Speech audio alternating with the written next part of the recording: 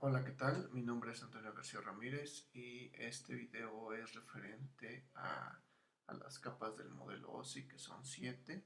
Esta es la materia de temas selectos de redes computacionales. Vamos a comenzar. Aquí estoy mostrando lo que es la imagen de las capas que comprende el modelo OSI, donde básicamente nos muestra la representación del flujo de los datos desde un dispositivo a otro. Puede ser una computadora hacia un servidor, de una computadora de usuario a otra computadora, a una tablet, etcétera. Cualquier otro dispositivo que interprete los datos y los muestre a un usuario final. Ok, pues básicamente las capas del modelo SIM son 7 y los datos viajan desde la capa superior, que es la capa de aplicación, pasando por la capa de presentación, sesión, transporte, red, enlace, la capa física, y luego vuelven a subir en el orden contrario hacia el receptor. Así como la muestra esta imagen, lo que hace es una U, hace, hace esto. Ok, bueno, ok. Eh, bueno, vamos a ir ahora a tratar de explicar capa por capa, comenzando con la capa física, y vamos a leer un poco de lo que la capa física comprende. La capa física es donde se especifican los parámetros mecánicos, como el grosor de los cables, el tipo de conectores, así como los aspectos eléctricos, el temporizador de las señales, los niveles de tensión, de las conexiones físicas, etcétera. Las unidades de información que consideran son bits, y trata de la transmisión de cadenas de bits en el canal de comunicación. Por ejemplo, comentábamos que son los pares trenzados, el cable coaxial, la transmisión por radio, por infrarrojo, por wifi, por fibra óptica, etcétera. Entonces, en el nivel físico, básicamente pues son las características de la red, ¿no? De qué componentes va a tener la red, la topología de la red, etcétera. Eso es lo que encontramos en la capa física. Ok, bueno.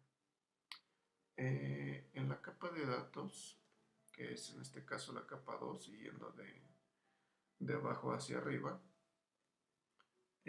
dice lo siguiente: descompone los mensajes que recibe del nivel superior en tramas o bloques de información, en las que añade una cabecera e información redundante para el control de errores.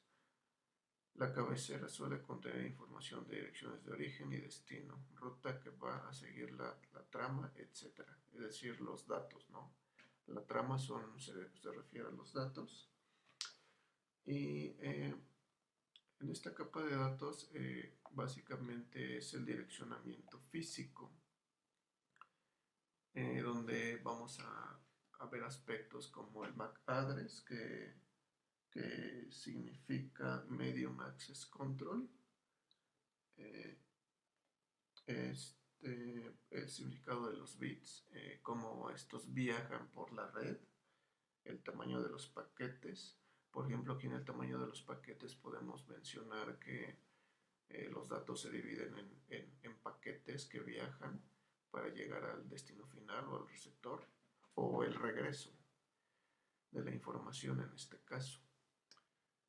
Y por ejemplo, si una red tiene mucha intermitencia, si no es estable, los paquetes van a ser enviados en menor cantidad y en menor tamaño. Y si la red es más estable, es amplia, es rápida, entonces los paquetes podrán ser enviados más rápidamente y en mayor tamaño. También se encuentra el aspecto de la detección de errores, que si un paquete no llega a su destino, esta capa tiene la funcionalidad de indicar al emisor o al transmisor que ha habido un error y que es necesario enviar nuevamente los paquetes. Ok. Luego tenemos la capa de red.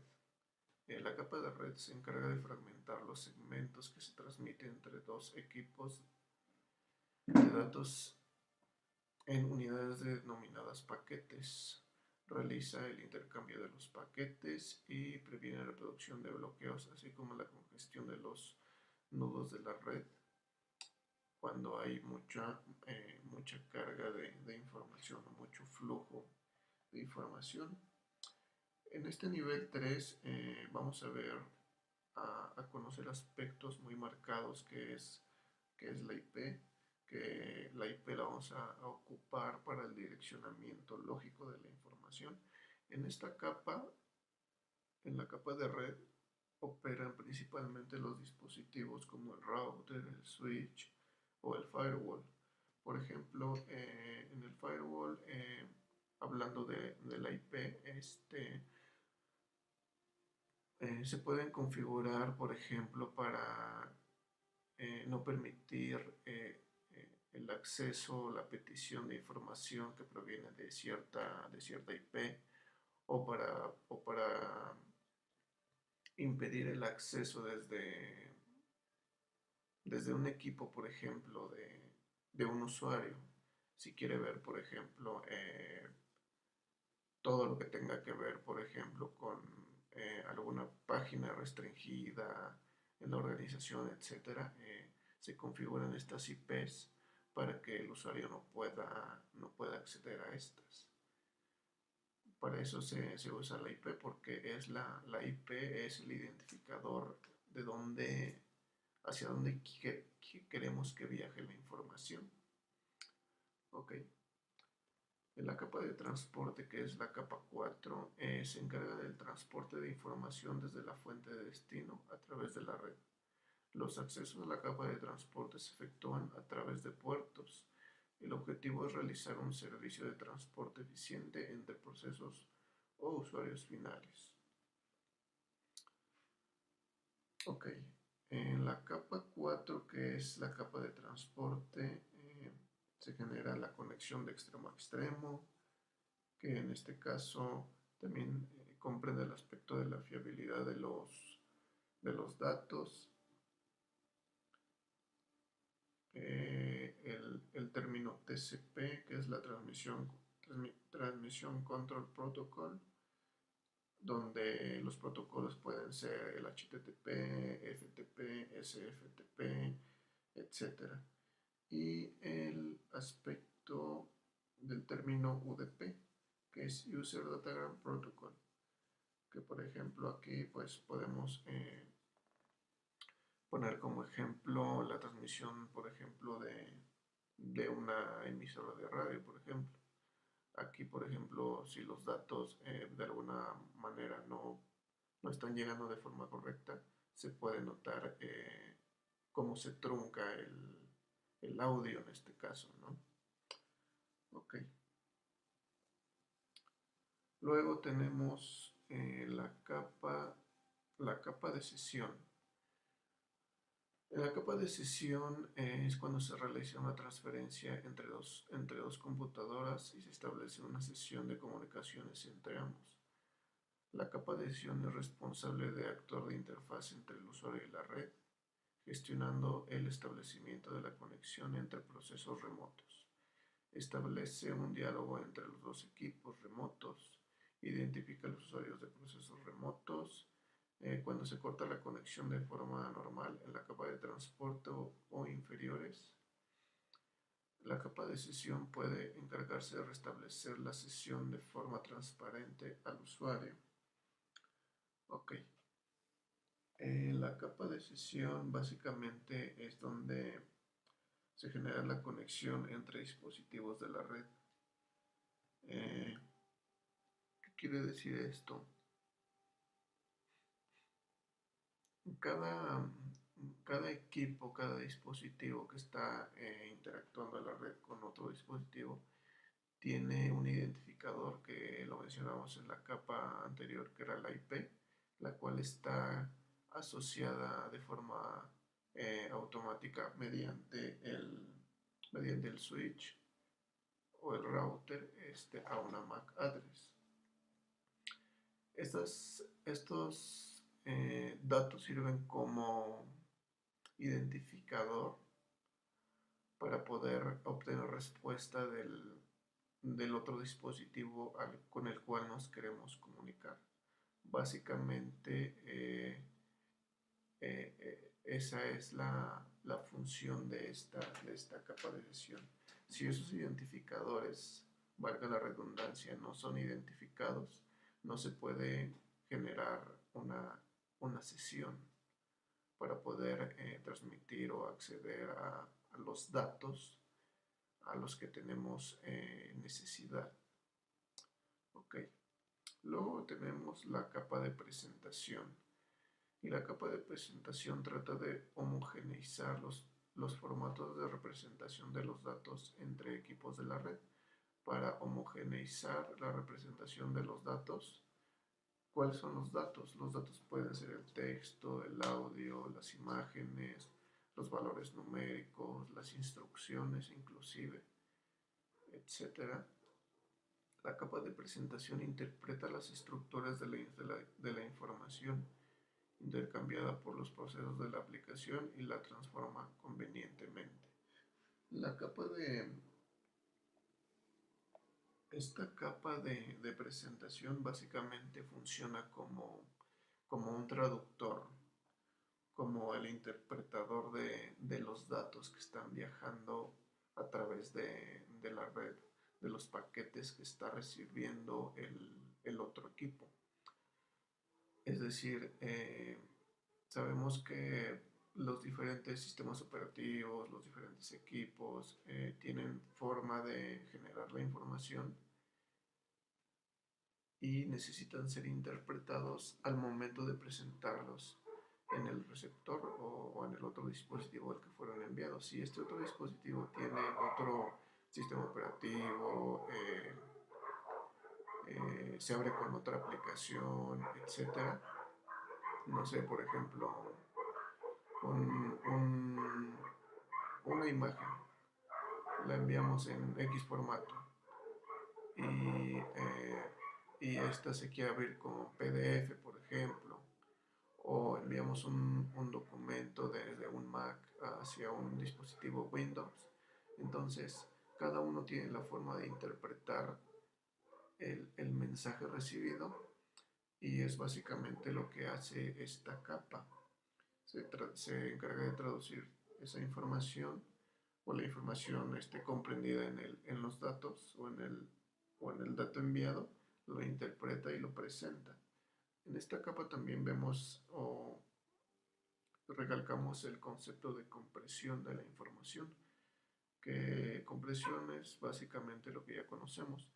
Se comprimen los datos para poder ser capaz de mandar más cantidad de datos y seguramente o tal vez a mayor cantidad.